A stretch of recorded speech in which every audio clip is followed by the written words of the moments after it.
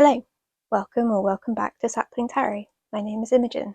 Today's video is hopefully going to be a bit short and sweet, and it's potentially a little bit of an odd concept. If you've seen the title, you probably already know. I haven't decided what that title's going to be, so you know more than I do right now. Basically, the gist of it is, in the I've got a deck for that tag, there was a prompt to talk about a deck that represented your favourite scent. And I talked about how I'm a bit of a perfume nerd. It's something that I really love and I find really interesting. And Sylvie from Tarot Magpie commented about this company called Crow and Pebble.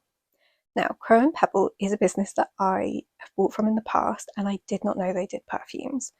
When I bought from them, it was like an eyeshadow base or something kind of makeup-y. And so I leapt onto the website and I saw that they did what they call a discovery flight of samples. So I received these super cute little vials in the post. And what I thought I would do, because they're all a bit kind of witchy, they're all a bit spoopy, I thought we could talk about what do tarot cards smell like. So if you get it, you get it. If you don't, you don't, and I totally respect it. This is a bit weird, but you know, you could follow me in this train of thought, and I really want to hear your thoughts. So what we're going to do is I'm going to smell each of these samples, and then I'm going to tell you which tarot card I think it smells like. I've got my original RWS deck because it felt like it sort of, you know, it's the imagery that most people are most confident with. You know, some good scenery, and yeah, it's the one that like sprung to mind. I think this kind of experiment can be really interesting because whether you believe in, you know, things like magic or, you know, witchcraft and stuff like that, tarot and like the archetypes that live within the tarot can be really useful for confidence, I suppose, is like the easiest way of putting it. So I think if you can match up a fragrance with an archetype that maybe you want to embody, and then you wear that fragrance, it can be easier to tap into those parts of yourself. So, you know, for instance, if you've got a really difficult meeting that you need to go to and you have a perfume or, you know, a deodorant or whatever that, you know, or an outfit or makeup or anything that's to do with like how you present yourself and how you feel, if there's like a routine or a ritual that you can participate in before your difficult meeting to make you feel like you're kind of really embodying like the emperor, for instance, I think that that's another way that we can use tarot. So it's not, you know, like doing a reading or tarot reading, but using tarot as a tool for navigating the world. I think tapping into that sort of like, you know, like the glamour magic of it all. And those associations can just be really powerful. And so I thought that this would be like a fun little experiment to see what archetypes I feel like I could embody by wearing these fragrances. I hope you'll join me. Okay, so first one is Woodward Cat, which is described as a forest floor littered with dry leaves and fresh pine needles, birchwood and soft dry hay envelope a core of Russian leather and hints of warm ginger. This was the first one that I picked out, and it felt like the most kind of no-brainer for me. If you watch that video, you'll know that this is exactly the kind of thing I like. Wow, okay. So these are all perfume oils. So you can just like dab them on or whatever. Okay, so it's really smoky. It's so much smokier than I thought it was going to be. I get the leather, and I think I maybe get a bit of the kind of spicy, warm ginger. It's definitely like a dry forest floor. It's not the wet forest that I was talking about that is like my perfect scent. So who do I think this smells like? I think King of Pentacles is a strong contender. I also think the Knight of Wands is a strong contender with that like kind of the dryness and the heat and the smoke from it. I also think maybe like the Emperor. Yeah, so it's this like dry, warm, smoky. I don't really even get it super woodsy. I mean, there isn't really a card that's like dry and woodsy, I don't think. So I think I'm probably going to lean more on the like hot, smoky thing. I am just looking for the Emperor now. Yeah, yeah, I think probably for Woodwood Cat, Woodwood, Woodwood, Wood, Wood, fucking, no, okay, I'm losing the plot. I think probably, yeah, I feel like the King of Pentacles would smell wetter or cooler, if that makes sense. So I think Woodwood Cat is these guys. Okay, number 2 is Ghost Whale, which they describe as stormy sea air, clary sage, black pepper, jasmine green tea, just a bit of a rogue note in there, ambergris, cedar, and agar wood. I don't know what agar wood is. So, okay, so that starts off way more like floral than I expected. Um, there's like I'm really getting like the jasmine thing. It's almost like a freesia sort of smell. Um, I'm getting the salt. So the description of ghost whale, because that's what this one is called. I can't remember if I said. Um, makes it sound like it's going to smell really cold, and this is a really like cozy scent, I suppose. Like it's sort of herbal and warm, but there's like a really ambery warmth to it that like usually you expect to smell in like a vanilla, um, but there's no vanilla in it. And I don't know if I've ever smelled something that is like just what I think amber would smell like. Okay, so that's way more like comforting than I thought it would be. So I'm gonna, I think we're probably in like the cups. So yeah, I'm definitely getting the salt. So I want something with the sea. I want Knight of Cups. Do I want? I don't think it's Queen. I mean, unless we did like Queen of something else to bring that kind of watery element. There's water here. What other kind of watery cards have we got? But that are kind of comforting. Because loads of the watery cards are kind of scary. Not scary, but you know what I mean. King of Cups.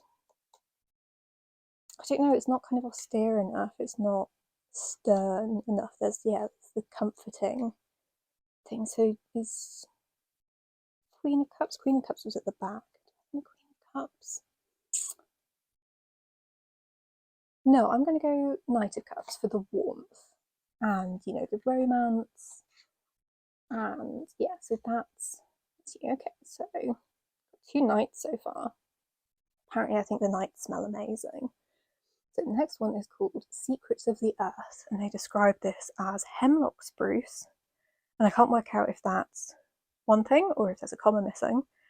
Earl Grey tea, belladonna, bay laurel, sacred resins, black musk, and patchouli. Okay, so we're quite fruity to my nose. But I do get that kind of resinous, maybe like frankincense-y or incense. I'm worried that this video audio is just going to be me like sniffing the whole time. I'm thinking probably like Queen of Pentacles, I mean the Empress, or the High Priestess maybe, but the High Priestess, I don't know, it smells too like juicy for the High Priestess. I would expect something less kind of fruity. From the High Priestess, I'd expect something more like dark and mysterious, perhaps, which, you know, would fit with the name, Secrets of the Earth, but not what I'm smelling from it. Oh, I mean, that'd be the Lovers. I mean, it could it be, I don't, oddly, I don't think it's earthy enough, even though it's got the patchouli in it, and even though it says Secrets of the Earth. I don't think it's a sunny enough fragrance to be something like the Ace of Pentacles or the Empress, really.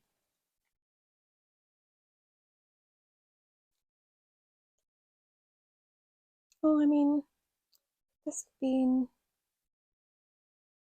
No, I'm sticking with the Knight of Cups for that one. Temperate? Yeah, stop questioning yourself, Imogen. Okay, so...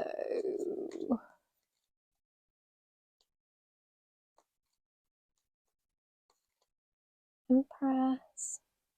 No, it's not... This doesn't have, like, it's nothing kind of wheaty about it. It's nothing really woody. Queen of Wands. No, I don't think she's fruity. High Priestess. Yeah, I'm not feeling it. I think we're going to go Queen of Pentacles. Have I gone past her? No, there she is. But I am also thinking about the Lovers, maybe. I suppose there's quite a lot of similarities in those cards. Right, okay, we are running out of space. So the fourth one is called Dryad Matriarch. The notes are, well, the description is seaside village scents of seasoned oak, sea salt, and ambergris mingle with bittersweet elderflowers, sweet woodruff, fennel, and lemons. Oh, I really get the salt. Oh no, I think we are Queen of Cups. Oh, but is it Ace of Cups? Or Six of Swords? No, Six of Swords isn't fruity. Or is it this? I think it could be Eight of Cups. Eight of Cups. Okay, well, we've chosen two for most of them, so I'm going to say Eight of Cups and Queen of Cups because it is that kind of seaside. I kind of wish there was some more greenery. Oh, it's getting a little bit pissy, if I'm honest. Oh, yeah, I'm getting more of the salt. Maybe I'll decide between you in a minute. Let's pop you here. And then the final one is Master of Bears, which is described as a chilly blend of eucalyptus, orris, geranium, juniper, berry, musk, and leather. And I cannot work out what that's going to smell like together. Oh, wow. Okay, so if I thought the last one was a bit pissy, this is potentially like urinal cake pissy. Which, I mean, isn't necessarily a bad thing in a fragrance, which sounds ridiculous. Okay, I'm getting the juniper now. Oh, there's like something kind of mentholy. Yeah, I mean, I guess that's the eucalyptus, isn't it? But yeah, eucalyptus and juniper is like quite a chilly smell, and the pissy thing is leaving a little bit. Yeah, there's almost something like albus oily about that, like something kind of medicinal. I don't really get the bears thing. Oh, unless it's a cave. Oh, where's the hermit? Have we seen the hermit?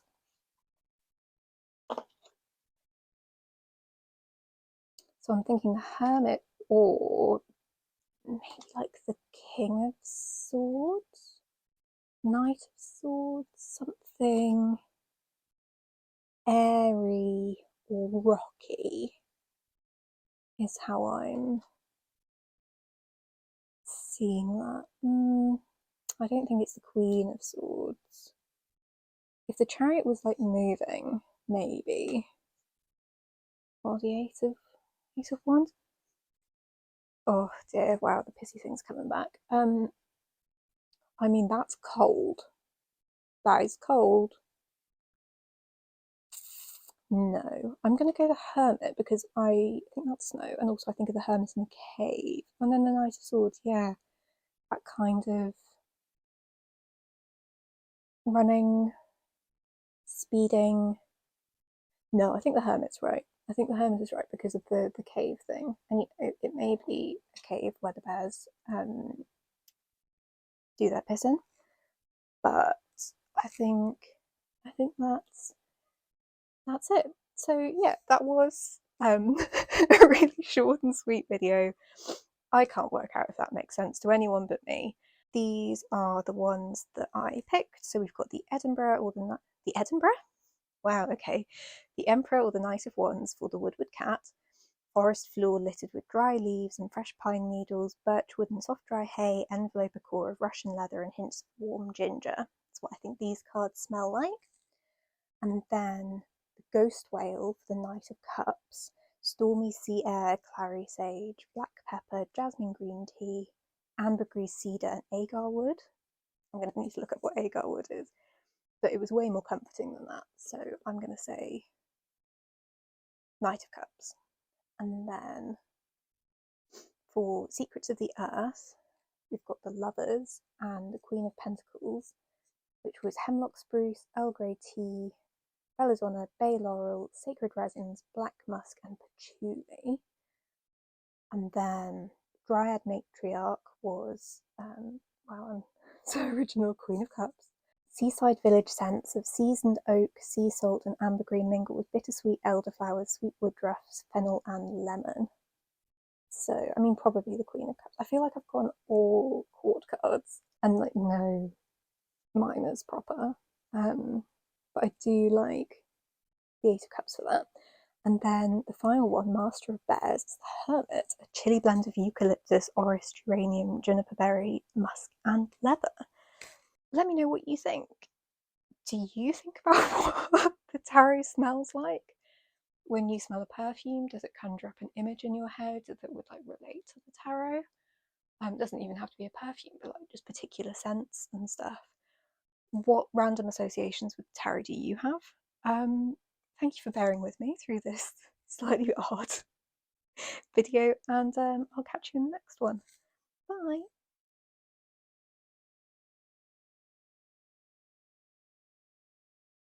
I also bought some, they do what they call roll for stats eyeshadows, where you can choose a colour base and then also a shimmer. And I just thought that, you know, while we're here and while I'm showing you these things, I thought I would show you the ones that I got, because I chose this one in particular, which is called Kobold Rogue. Whoops. And I chose this one for Aries season. Or did I? I don't know, that looks blue. I just made a blue-brown pigment. So yeah, so it's like a red base with, oh yeah, I remember now. It's a red base with a mint shimmer because I'm ridiculous apparently. So I thought that the red base with the kind of green shimmer would effectively neutralize into a really wearable colour. And I think I was correct. I'm buzzing to wear that. And then the other one was a Arakocra Paladin. I'm really showing my D&D naivety here. I have played a couple of times. I don't know the names of everyone. And so this one is like a much more kind of normal, neutral sort of bronzy, champagne-y colour. And these are like loose eyeshadows, so they're a little bit messy. But I think that's really pretty. So I'm really excited to wear those. And then the other one is a like a contour shade, because I am still stuck in 2016 and I quite like a bit of contour if I'm bothering to put makeup on. And I got the shade Merlin. Did I get it because of the name? Maybe. I also got it because of the colour, which is essentially grey, which on my pasty, desaturated skin is actually likely to be, oh, okay, maybe I've slightly overegged it. Maybe not. But yeah, it's just like a really cool, shadowy colour. So yeah, so that was the other things that I bought from Crow and Pebble. Now let's get into perfume sniffing.